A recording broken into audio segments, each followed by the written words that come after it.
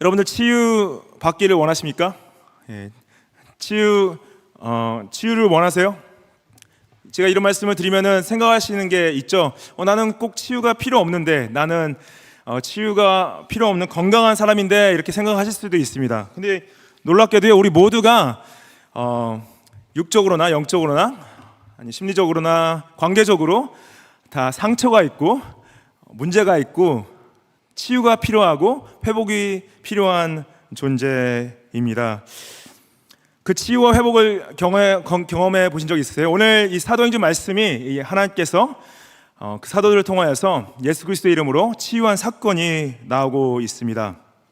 사도행전이 예수님의 부활 이후에 사도들에게 나타나셔서, 제자들에게 나타나셔서 하나님의 나라에 대한 일을 말씀하시고요, 그 다음에 예수님의 승천을 목격한 그 제자들이 함께 모여서 120명의 성도가 다락방에서 기도하는 가운데 성령이 강림하십니다. 성령이 강림하시고 난 이후에 사람들이 다른 나라 언어를 말하기 시작해요. 다른 나라의 언어를 말하면서 나아가서 하나님의 위대한 업적, 예수 그리스도의 죽음과 부활을 다른 나라의 언어로 선포하기 시작합니다. 대낮에 이 사람들이 술 취했다 말하기 시작하죠. 어떻게 갈릴리 사람들이 다른 나라의 언어를 말할 수 있겠느냐. 그럴 때 베드로가 그들 앞에 서서 교회사 가운데 가장 첫 설교를, 공적 설교를 하게 됩니다. 그 설교를 마치고 3,000명이 회개하고 세례를 받게 되죠. 그래서 그날 첫 예루살렘 교회가 탄생하게 됩니다. 그 교회가 함께 모여서 사도들의 가르침에, 말씀에 집중하고 함께 또한 교제하고 또 기도하고 성례에 집중하죠. 그리고 나눔과 섬김에 집중하는 것을 저희가 지난주 말씀 가운데서 함께 봤습니다. 그러한 초대교회의 그 모습들이, 헌신이 우리 가운데서, 매번 서부교회 가운데서도 일어나기를 우리가 간절히 소망하고 있습니다.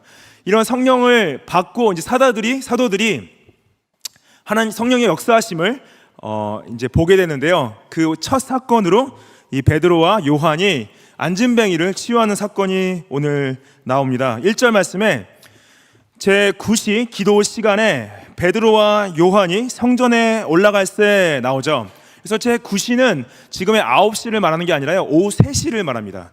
당시 유대인들이 바벨론과 아수르에 포로로 끌려간 적이 있었어요. 예수님이 오시기 전 한 600년, 700년 전인 일이었는데, 그 전까지는 시간을 계산하고 있지 않고 그냥 낮과 밤만 구분하는 사람들이었는데, 그 바벨론과 아수르에 갔을 때 그쪽 문화를 통해서 시간을 계산하기 시작합니다. 24시간으로.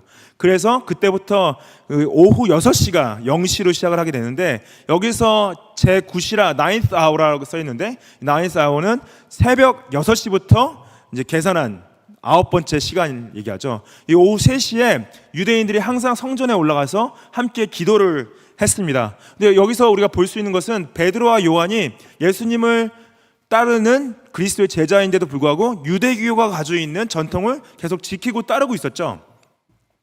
이것이 뭐냐? 지금 초대교회가 탄생을 했는데도 불구하고 교회가 가지고 있는 기독교 신학 자체가 정립이 안 된 상태에서 과도기에 있다는 것을 저희가 알 수 있습니다. 그것을 더 이 사도행전 전체를 봤을 때 그것이 사건마다 드러나는 것들이 있는데, 예를 들어서 나중에 이제 고넬료가 베드로를 만나게 되고, 고넬료는 이제 로마 군인인데 하나님께서 베드로에게 고넬료에게 복음을 증거하라는 부분에 있어서 그것을 마음 가운데 받아들이지 못하는 부분이 있었어요. 그 복음이 유대인들에게만 집중하고 있다고 생각했기 때문에, 그런 것이 나중에 하나님께서 그것을 깨시고 고넬료에게도 복음을 증거하는 것이 나오는데, 그런 사건들을 통해서 봤을 때 아직 사도들 안에서도 이 기독교 신앙 자체가 신학으로서 완전히 정립되지 못한 상태에서 예수 그리스도를 따라가고 교회가 생겨났음을 볼 수가 있습니다. 그리고 사도들이 쓴 서신서들, 특히 바울이 쓴 서신서를 봤을 때 그러한 기독교 신앙의 신학 자체가 정립이 안 된 상태에서 교회가 혼란 가운데 있기 때문에 거짓 교사들이 들어와서 교회를 분리시키고 문제를 일으킨 걸 볼 수가 있죠. 근데 저희는 지금 교회사가 2000년이 지났습니다. 교회에 성경이 분명히 이제 인쇄가 되어지고 많은 교리들이 정립이 되어져 있죠. 그래서 그러한 거짓으로부터 우리가 자유해질 수 있고 더 분명히 아는 것으로 바른 진리로 따라갈 수 있는데도 불구하고 놀라운 것은 아직도 거짓을 가르치는 이단들이 판치고 있죠. 제가 지난주에 한 영상을 봤는데 신천지에서 10,000명을 모아서 한 운동장 경기장에서 10,000명이 어떠한 성경 과정을 마쳤다고 졸업식하는 그 영상을 봤습니다. 와, 근데 진짜 줄 짝짝 맞춰서 앉아 계신데 무섭더라고요, 저는. 예, 어떤 이러한 그러면서 그 이만희 씨가 그 헬리콥터를 타고 그 경기장 위를 이렇게 지나가는 영상을 올려놨는데 어떤 이 바른 가르침을 모르기 때문에 이 거짓 가운데서 잘못된 이 진리를 따라가는 너무 많은 영혼들이 있어서 너무 마음이 안타까웠습니다. 저희가 이 사도들이 가르침에 아직 정립 안 된 상태에서 사도가 이 사도행전이 진행되는 걸 볼 수가 있긴 한데요. 결국에는 일단은 이 성전에 올라갔다는 것은 유대교 사람들과 함께 기도하는 것도 있지만은 사람들이 모이는 곳에 가서 아마 복음을 전하려고 했던 목적도 있지 않나 저희가 생각할 수 있습니다. 성전에 들어가는 가운데요, 2절 말씀에 나면서 못 걷게 된 이를 사람들이 메고 오니 이는 성전에 들어가는 사람들에게 구걸하기 위하여 날마다 미문이라는 성전문에 두는지라 그러죠. 그래서 나면서 못 걷게 됐다. 이건 뭐냐면 태어날 때부터 불구로 태어난 거죠. 그래서 선천적으로 걷지 못하는 사람. 그래서 이게 나중에 어떤 멀쩡하게 태어났는데 차 사고로 당하거나 어디 떨어져 가지고 다리를 다쳐서 못 걷게 된 것이 아니라 선천적인 불구자로서 걷는 것이 어떤 느낌인지 모를 수 있다는 거죠.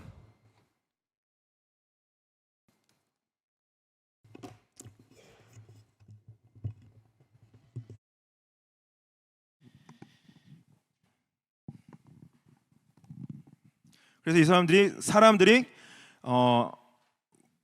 이 사람을 메고 왔기 때문에 성전에 들어간 사람들에게 구걸할 수 있었다라고 그러죠.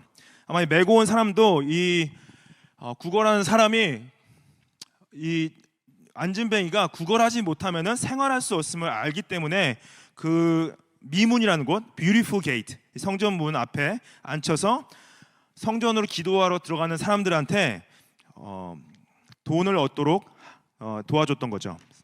3절 말씀에 그가 베드로와 요한이 성전에 들어가려 하는 것을 보고 구걸했다 그래요.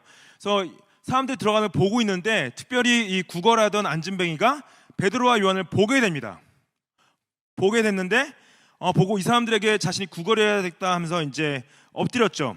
그래서 4절 말씀 보시면은 베드로가 요한과 더불어 주목하여 이르되 우리를 보라 그래요. 그래서 이 3절 말씀에 이 안진뱅이가 베드로와 요한을 보고 난 다음에 땅에 엎드린 거죠. 왜냐하면 당시 구걸하는 자세가 뭐냐면 불쌍히 보이기 위해서 엎드려서 자신의 얼굴을 땅을 보면서 엎드린 상태에서 구걸을 하고 있었습니다.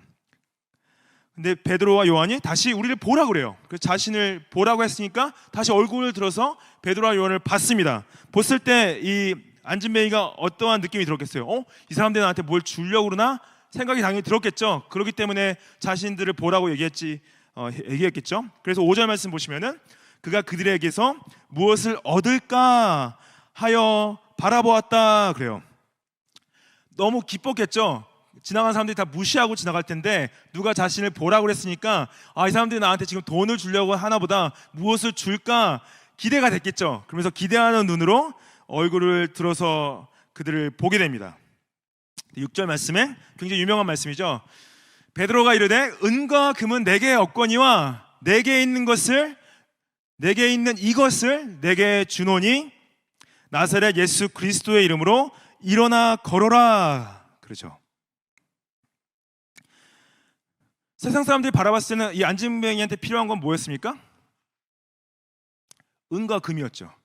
돈이 필요했어요. 가난했기 때문에 먹고 살려면 돈이 필요했습니다. 은과 금을 필요로 하는 사람에게 사도 베드로와 요한이 우리는 은과 금이 없다 그래요. 은과 금이 없다 하는데 내게 있는 것이 있다. 내게 있는 것이 무엇이냐?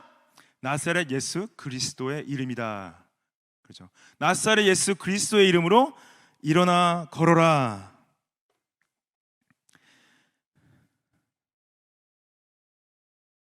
그러니 7절 말씀에 오른손을 잡아 일으키니 발과 발목에 곧 힘을 얻게 된다 그래요.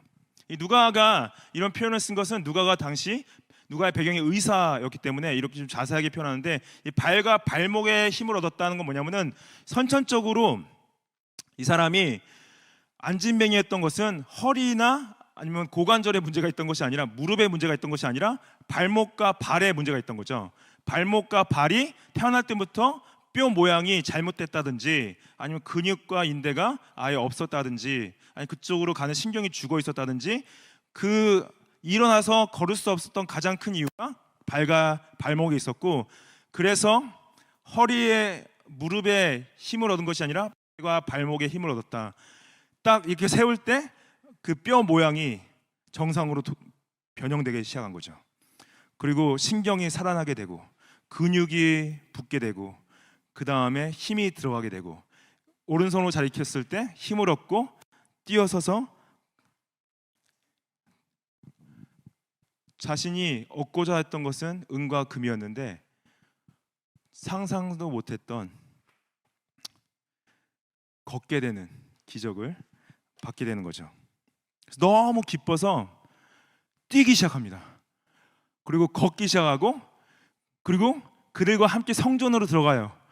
이제까지는 성전 앞에서 구걸할 수밖에 없었습니다. 근데 지금은 성전으로 들어가서 그들과 함께 기도할 수 있게 되었죠. 걷기도 하고 뛰기도 하고 이가 하나님을 찬송하게 됩니다. 이 사람은, 이 안진뱅이는 분명히 알았죠. 이것이 인간의 능력으로는 치유될 수 없는 상황이었고 하나님이 하셔야지만이 치유할 수 있는, 회복할 수 있는 것임을 알았기 때문에 하나님을 찬송합니다.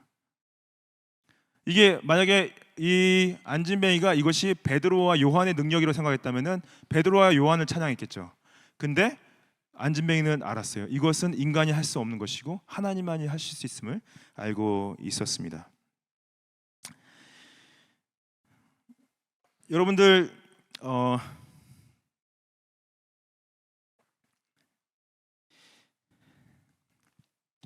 사람들이 이걸 보게 돼요. 9절 말씀에 모든 백성이 그 걷는 것과 하나님을 찬송함을 보고 그가 본래 성전 미문에 앉아 구걸하던 사람인 줄 알고 그에게 일어난 일로 인하여 심히 놀랍게 여겼다 그럽니다.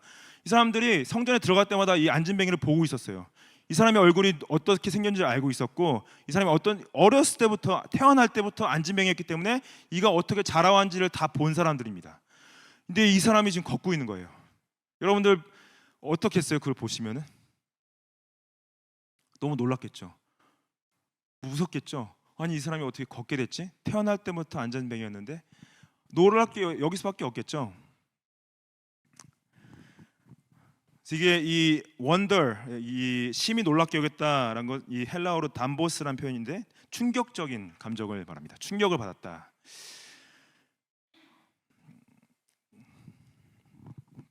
우리가 이 안진뱅이를 생각했을 때 여러분들 이렇게 생각해 볼 수 있습니다.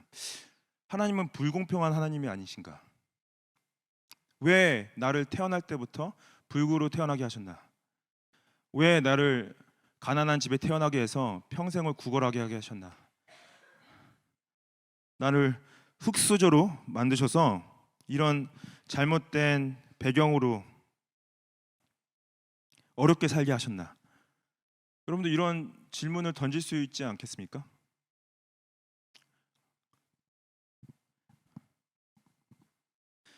근데 안진뱅이가 놀랍게도 물론 그런 불평을 했을 수도 있겠죠.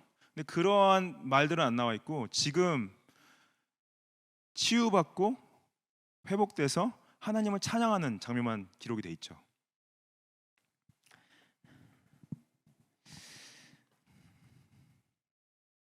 우리가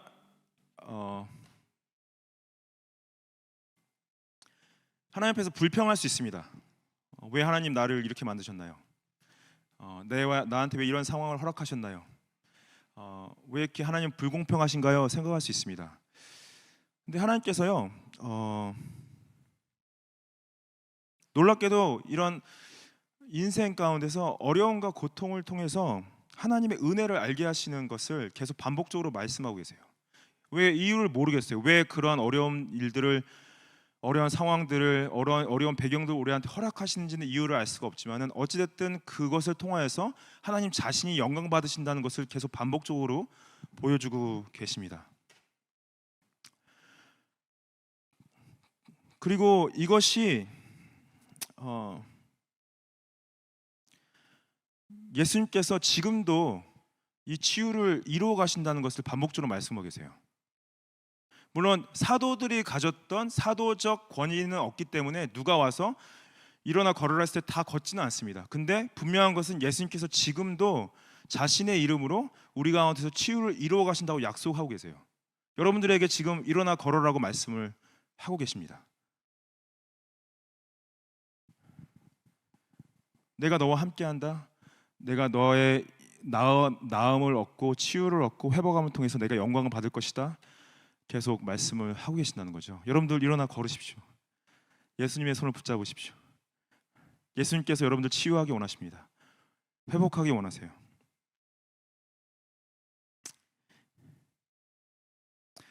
근데 여러분들 중에 예수님의 이름으로 기도했는데 나의 기도에 응답하지 않으셨습니다. 그런 경험 많이 해보셨을 거예요. 예수님, 내가 분명히 이것을 치유해달라고 예수님의 이름으로 기도했는데 난 치유받지 못했습니다. 예수님, 내가 이분의 정말로 어려운 상황 가운데서 하나님 구원하려고 예수님의 이름으로 기도했는데 구원하지 않으셨습니다. 이렇게 응답받지 못했기 때문에 기도를 포기하신 적 있으세요?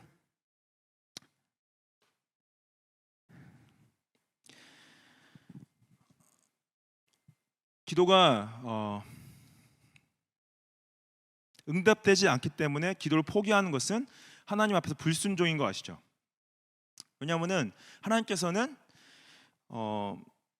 철저하게 하나님 중심적 기도를 하기 원하시고 우리가 기도를 포기하지 않기 원하십니다. 다윗 왕이 그랬죠. 다윗 왕이 밧세바와 간음을 하고 나서 아이가 생겼어요. 그리고 하나님께서 그 죄로 말미암아 태어난 아기가 죽을 것이라고 말씀을 주셨습니다. 근데 아이가 죽기 전까지 다윗이 어떻게 하냐면은 매일매일 금식하면서 울면서 하나님 자신의 죄를 용서해 주십시오. 이 아이를 살려 주십시오. 기도를 합니다. 근데 하나님께서 다윗의 기도를 들으셨나요? 들어주지 않으셨어요. 놀랍게도. 매일 울고 매일 금식하고 매일 기도하는데 하나님께서 그 아이를 7일 만에 죽이십니다. 근데 그 다음에 사람들이 다윗의 반응에 대해 굉장히 놀래요. 다윗이 더 이상 눈물 흘리지 않고 금식하지 않고 기도하지 않게 됩니다. 사람들이 물어보죠. 왕이시여, 왜 아이가 살았을 때는 계속 금식하고 우셨는데 왜 지금은 아이가 떠나는데 왜 금식하고 울지 않습니까? 그러니까 나는 그 아이를 다시 살릴 수 없다. 다윗이 그렇게 말하죠. 그리고 나는 그 아이에게 갈 것이다 이렇게 얘기를 해요. 나는 그 아기를 살릴 수 없지만은 나는 그 아기에게 갈 것이다 이렇게 얘기를 하죠. 그리고 그는 그 아기는 자신한테 돌아오지 않을 것이다 얘기를 합니다. 여러분들 어떻게 보면은 지금 끝날 때까지는 끝난 게 아닌 거죠. 계속 어떤 분들은 정말로 30년 동안 기도하면서 자신의 동생의 구원을 위해 기도하고, 제가 그런 간증하는 것도 봤어요. 동생이 교회 앞에 같이 나와서 우리 언니가 30년 동안 나를 위해 기도해 줬습니다. 내가 지금 예수님을 믿고 예수님 앞에, 교회 앞에 나의 믿음을 고백합니다. 그 언니가 30년 동안 그 동생을 포기하지 않고 기도했던 거죠. 우리의 치유도 마찬가지예요. 여러분들, 치유도 끝날 때까지 끝난 게 아닌 거죠. 그래서 어떤 분이 암에 걸리셨다, 그럼 암을 치유해달라고 우리는 기도해야 됩니다. 어떤 분이 정말 중병에 걸리셨다, 우리는 그분이 치유되도록 기도해야 되고요. 어떤 분이 정말 마음 가운데 그 우울증에서 벗어나지 못하고 있다, 그분의 우울증으로부터 자유할 수 있도록 기도해야 돼요. 그게 하나님께서 원하시는 하나님의 뜻입니다. 끝날 때까지는 끝난 게 아니에요. 그리고 정말 이 사람이 절대 예수님을 안 믿을 것 같지만요, 끝까지 그 영을 놓고 기도해야 됩니다. 절대 포기하시면 안 돼요.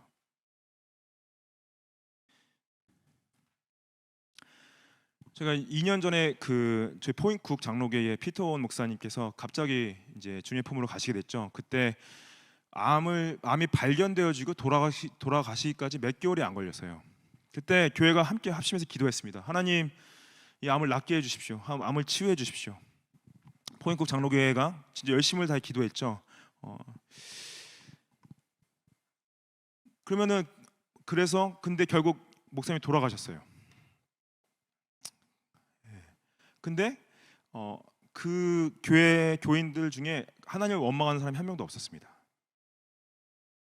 하나님의 뜻으로 받아들이고 하나님 예수님의 품으로 돌아가신 목사님의 삶에 대해서 칭찬하고 감사해하고 같이 예배드렸죠. 지지난주에 존 앨리스 목사님께서 갑자기 심장마비가 오셨어요.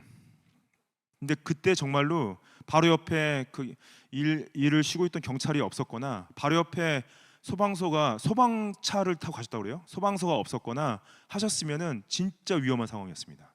근데 바로 옆에 있던 경찰이 CPR을 해주고 바로 옆에 있던 소방서에서 소방차를 보내서 실어서 가고 바로 왔던 패러메딕스들이 그 전기 충격을 가하고 그리고 병원에 들어가셔서 심혈관에다 그 스텐트 2개를 넣으시고 지금 나오셨는데 전에보다 더 건강해 보이세요.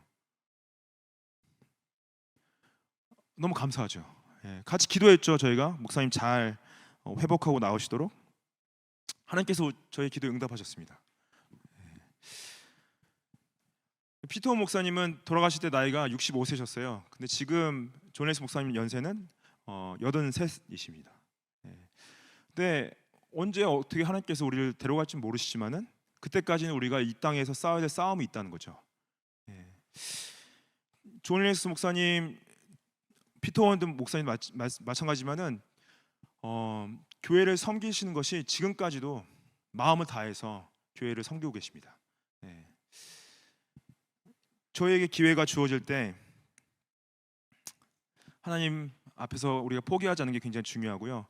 사도 바울도 여러분 아시다시피 사도 바울이 자신의 몸 안에 가시가 있다고 얘기했어요. 그게 뭐냐면은 굉장히 중증 병이 있었는데 하나님 앞에서 하나님 그것을 없애주십시오라고 계속 기도했는데 사도 바울도 그 병에 대한 치유를 받지 못했습니다. 근데 하나님께서 그걸 통해서 바울에게 뭐라고 말씀하시냐면 내 약함을 통해서 내 강함을 드러낼 것이다 말씀하셨죠. 어떻게 보면은 치유하실 때는 치유를 통해서 하나님께서 영광을 받으시고요. 치유하지 않으실 때는 그것을 통해서 우리의 성화를 이루어 가시고 그 어려움과 힘듦을 통해서 하나님께서 우리에게 주님만을 의지하게 붙드시는 부분들이 있죠. 제가 저는 살면서 여러분들 의외로 큰 어려운 일을 당해 본 적이 없습니다. 저희 아내가 저한테 이렇게 놀려요. 당신은 정말로 온실 안에서 자란 화초 같다. 생긴 건 화초 같지 않지만은 삶이 너무 무난했고 저는 부모님들이 너무 저한테 잘해주셨어요. 제가 원하는 거 있으면 다 주셨어요. 제가 하고 싶은 거 있으면 다 하게 해줬어요. 못 먹어본 적이 없습니다. 그렇게 보이죠? 정말로 어려워 본 적이 없어요. 그리고 근데 이 말레이시아 유스코스타에 갔는데 거기 온 강사님들이 이제 간증을 하잖아요. 근데 진짜 너무 힘든 일들을 정말 제가 생각해도 와 저분 어떻게 안 죽고 살아있나 할 정도로 힘든 일들 간증들을 하시는 거예요. 그래서 제가 좀 너무 부끄러웠습니다. 다른 목사님은 저랑 삶이 비슷하고 하시면서 다른 목사님은 자신은 온실 안에서 자란 잡초다 이렇게 말씀하시더라고요. 근데 그러면서 거기 오셨던 강사님들이 하나님께서 또 어려운 가운데서 자신들 구원한 일을 통해서도 말씀하시지만은 저처럼 정말 큰 어려움 없이 문제 없이 살아온 사람들 통하여서도 역사하신다고 그렇게 말씀을 해주시더라고요.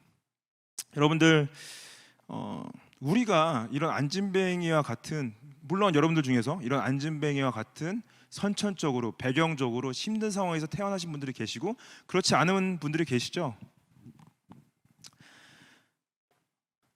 우리 몸에 가시가 있건 없건 우리 안에 아픔이 있건 그리고 우리 안에 여러분들 삶이 무난했고 쉬웠건 진짜 어려웠고 힘들었건 다 우리는 상처가 있습니다. 예수님께서 우리 치유하기 원하세요. 회복하기 원하십니다. 저는 이 교회 가운데 나오는 모든 영혼들이 예수 그리스도의 그 치유하심과 회복하심을 경험했으면 좋겠습니다. 그리고 우리가 포기하지 않고 끝까지 같이 함께 기도했으면 좋겠습니다. 11절 말씀에 나은 사람이 베드로와 요한을 붙잡음에 모든 백성이 크게 놀라며 달려나아가 솔로몬의 행각이라 불리는 행각에 모였다 그러죠. 여기서 이제 아마 안진뱅이가 나음을 얻고 너무 신나서 막 뛰어다니고 같이 기도하고 찬양하다가 베드로와 요한을 깜빡한 거예요. 그래서 찾아다녔어요. 왜냐? 어떻게 자신이 이렇게 나음을 얻었는지에 대해서 좀 더 자세하게 알고 싶었겠죠. 근데 그 사람뿐만 아니라 모든 백성들이 다 그걸 알기 원했어요. 너무 신기했으니까. 근데 달려갔다 그래요. 달려나아갔다. 그런데 솔로몬의 행각이라는 곳은 당시 랍비나 선생님들이 자신들의 제자들이나 자신을 다른 사람들을 가르치기 위해서 주로 사용했던 공간입니다. 그래서 솔로몬의 행각에 사람들이 모였어요. 왜냐? 이 사람들이 알기 원하는 건 뭐예요? 이 안진뱅이가 어떻게 치유함을 받았냐라는 것을 알기 원했죠. 그래서 12절 말씀에 베드로가 이렇게 말합니다. 베드로가 이것을 보고 백성에게 말하되 이스라엘 사람들아 이 일을 왜 놀랍게 여기느냐? 우리 개인의 권능과 경건으로 이 사람을 걷게 한 것처럼 왜 우리를 주목하느냐 그러죠. 이것이 여러분들 사도 베드로가 첫 번째로 행한 치유 이적 가운데서 이 고백을 해가지고 교회사 전체 가운데 기준을 정해놓습니다. 이게 뭐냐면은 우리가 한 모든 섬김과 도움과 치유와 회복의 역사는 우리의 힘으로 한 것이 아니라 오직 예수 그리스도의 힘으로 된 것이고 그분의 이름으로 되었기 때문에 그 누구도 예수님 외에 다른 사람은 영광을 받으면 안 된다는 거예요. 그래서 왜 우리가 어떤 능력이 있는 것처럼 우리가 경건인 것처럼 왜 우리를 주목하느냐? 그래서 철저하게 베드로와 요한과 사도들은 모든 사람들을 예수님에게 집중하는데 모든 걸 쏟았다는 거죠. 여러분들 우리가 예수님을 위해서 무엇을 행할 때 섬길 때 칭찬받을 수 있습니다. 인정받을 수 있고요. 근데 문제가 뭐냐면은 칭찬받기 원하고 인정받기 원하기 시작할 때가 문제가 되는 거예요. 제가 앞에 서 있기 때문에 목사이기 때문에 여러분들 제가 이러한 시험에 빠지기가 너무 쉽습니다. 뭐가 잘 될 때 내가 뭐 잘한 것 같고 뭐가 누가 칭찬하고 인정해 줄 때 내가 뭐 좀 한 것 같고 그러한 시험이 계속 저한테 반복적으로 오고 있어요. 근데 만약에 그것을 내가 한 것이냐 제가 인정하고 사람들한테 말한다 그러면은 하나님 앞에서 저는 범죄한 거죠.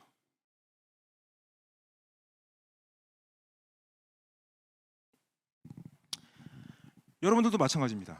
여러분들이 교회를 섬기시고 누구를 도우시고 또 정말로 큰 일을 행하셨을 때 사람들이 여러분들 칭찬할 수 있어요.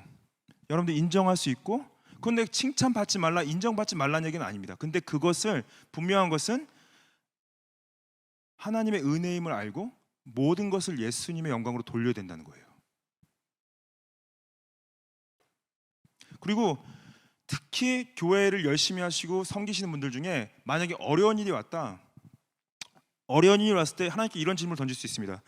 하나님 내가 교회도 정말 열심히 나가고 헌금 생활도 잘하고 교회 섬기기도 열심히 섬겼는데 하나님 어떻게 나한테 이렇게 어려운 힘든 일을 허락하실 수가 있어요?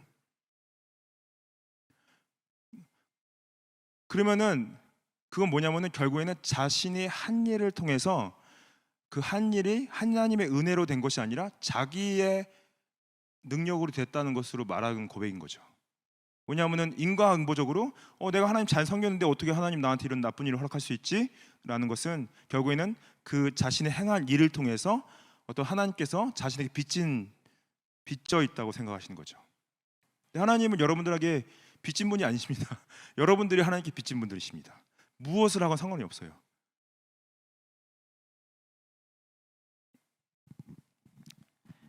모든 것이 하나님의 은혜임을 기억해야 되는 거죠. 그리고 어느 순간 사람들이 나에게 영광을 돌리려고 할 때 분명히 고백해야 되죠. 이건 제가 한 게 아닙니다. 하나님이 하신 거고 예수 그리스도의 은혜입니다. 이것이 우리의 신앙의 고백, 믿음의 고백이어야 된다고 사도 베드로가 요한과 함께 저에게 증거하고 있습니다. 그리고 이제 이 13절부터 12절부터 베드로의 두 번째 설교가 시작되긴 해요. 저희가 이제 그 설교 다 보진 않고 16절까지만 볼 텐데요. 설교를 이렇게 시작합니다. 아브라함과 이삭과 야곱의 하나님 곧 우리 조상의 하나님이 그의 종 예수를 영화롭게 하셨다. 여기서 이제 왜 굳이 베드로가 아브라함과 이삭과 야곱의 하나님이라고 표현했냐? 이것은 이 출애굽기 3장 6절의 표현인데요. 출애굽기 3장 6절에 말씀 보시면은 내 조상의 하나님이니 아브라함의 하나님, 이삭의 하나님, 야곱의 하나님, 모세가 이제 하나님 배웠기를 두려워했다, 얼굴 가렸다. 이것이 떨기나무, 불타는 떨기나무 사건이죠. 모세가 그 불타는 떨기나무 앞에 하나님 임재 앞에 나아갔을 때 하나님이 자신이 누구든지 밝히신데 하나님이 자신을 아브라함의 하나님, 이삭의 하나님, 야곱의 하나님이라고 밝히는 것은 가장 큰 이유는 뭐냐면은 하나님께서 그들에게 하나님의 약속을 주셨어요. 언약을 주셨어요. covenant. 언약은 뭐냐면은 내가 너를 통하여서 너의 자손을 통하여서 축복을 할 것이다. 그 언약을 아브라함에게 주시고 그 받은 언약을 이삭과 야곱에게 동일하게 주셨죠. 그것은 뭐냐? 이 사도 베드로가 거기 솔로몬의 행각에 모인 모든 사람들이 유대인들이었습니다. 유대인들은 자신의 하나님이 아브라함과 이삭과 야곱의 하나님을 고백하고 있었어요. 왜냐? 그 언약을 본인들도 받았다고 생각하기 때문에. 근데 이 이야기로 베드로가 말씀을 시작하는 이유는 하나님께서 그 언약을 누구를 통해서 이루셨냐는 거예요. 그 언약을 예수 그리스도를 통해서 이루셨다는 걸 말하는 거죠. 아브라함에게, 이삭에게, 야곱에게 준 언약, 모세와 다윗과 솔로몬과 예언자들을 통해 주신 그 언약을 예수 그리스도가 성취하셨다라는 걸 강조하시기 위해서 이렇게 말하는데 13절 다시 보시면은 그의 종 예수를 영화롭게 하셨다 그러죠. 여기서 그의 종 예수라는 표현은 이사야에서 나온 표현인데 13절 이사야서 52장 13절 말씀 보시면은 보라 내 종이 형통하리라 받들어 높이 들려서 지극히 존귀하게 될 것이다. 여기서 내 종 이 형통이 된다. 자신이 약속한 그 메시아가 왔을 때 그 메시아가 높이 들림을 받을 것이다. 이것은 예수님의 부활과 승천과 하나님 보좌 우편에 앉는 사건을 예언한 것입니다. 그것을 사도 베드로가 동일하게 그 이사야가 예언했던 그 종이 너희들이 봤듯이 부활하셨고 승천하셨고 지금 하나님 보좌 우편에 앉아 계신다. 그것을 이루셨다.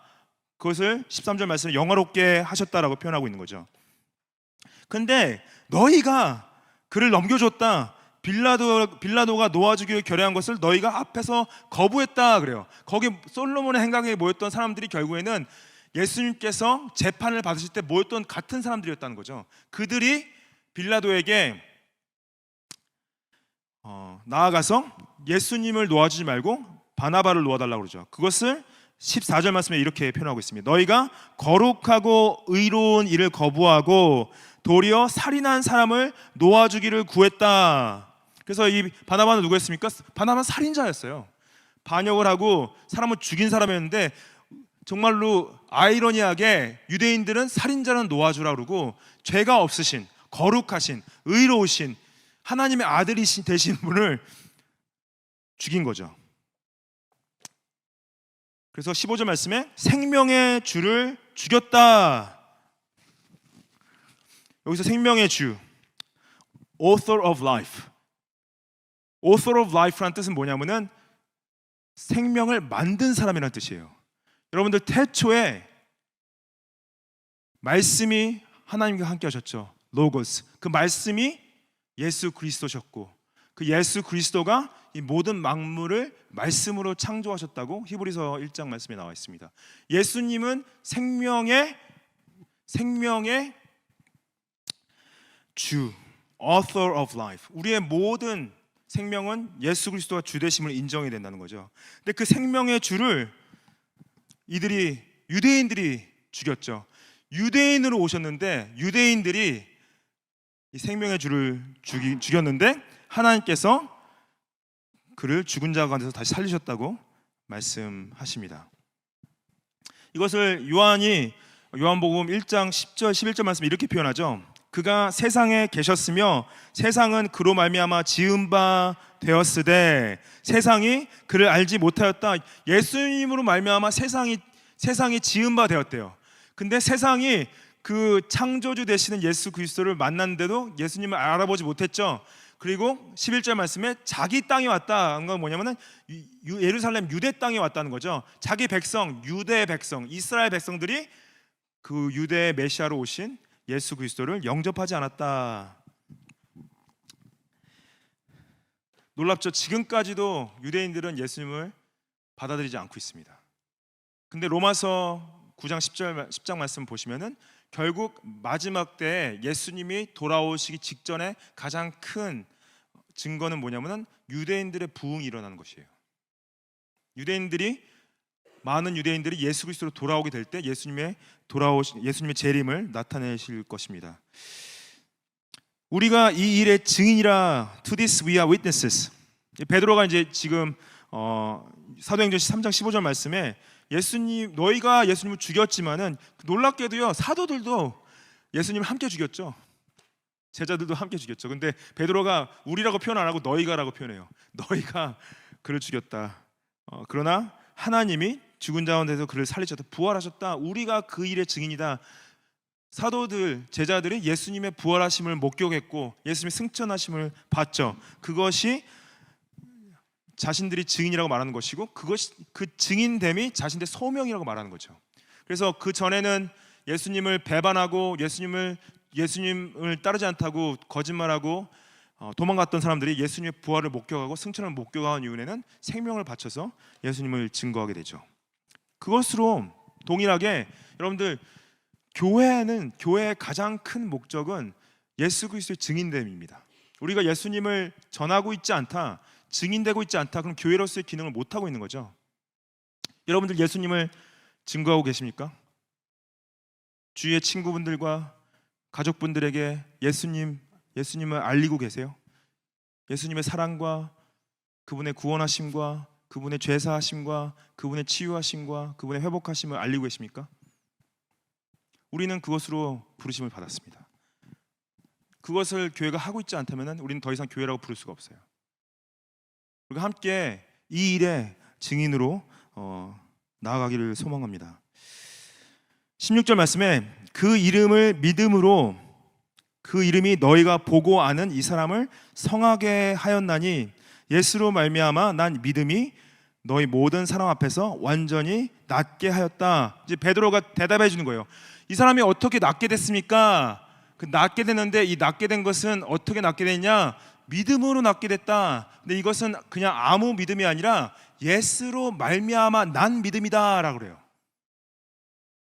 근데 이것은 학자들마다 약간 해석이 갈리는 부분이 있습니다. 여기서 예수로 말미암아 난 믿음을 그냥 베드로와 요한의 믿음으로만 생각하시는 분도 계시고 어떤 분들은 베드로와 안진뱅이의 요한 믿음이라고 생각하시는 분도 계세요. 왜냐하면 이게 안진뱅이의 믿음이다라고 정확하게 쓰여져 있지는 않죠. 근데 안진뱅이가 믿음이 없어도 치유를 받았나 라고 생각할 수도 있죠. 근데 여러분들 이것은 베드로와 요한과 안진뱅이 모두의 믿음을 다 포함하는 것이고요. 분명한 것은 안진뱅이가 그 안에 믿음이 있었다는 거예요.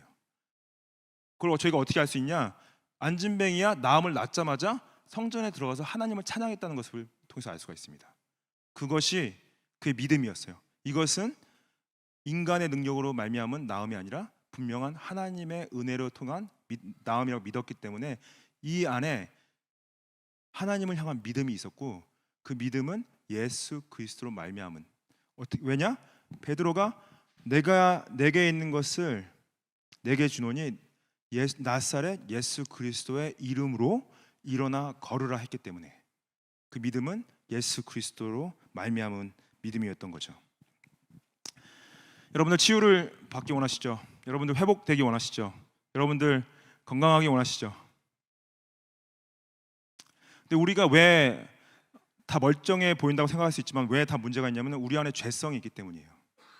우리 안에 죄성이 있기 때문에 우리가 상처를 받기도 하고 상처를 주기도 하고 사랑하지 않고 주님 앞에서 게으르고 내 욕심과 욕망과 정욕과 그 탐욕 가운데서 계속 다 치유와 회복이 필요한 존재들입니다. 근데 예수님께서 그분을 믿는 믿음으로 말미암아 우리에게 치유와 회복과 용서와 구원을 약속하고 계십니다. 이 구원을 받으십시오. 이 치유를 받으십시오. 이 회복을 받으십시오. 예수님께서 약속하셨습니다. 다 함께 같이 우리 기도할 텐데요.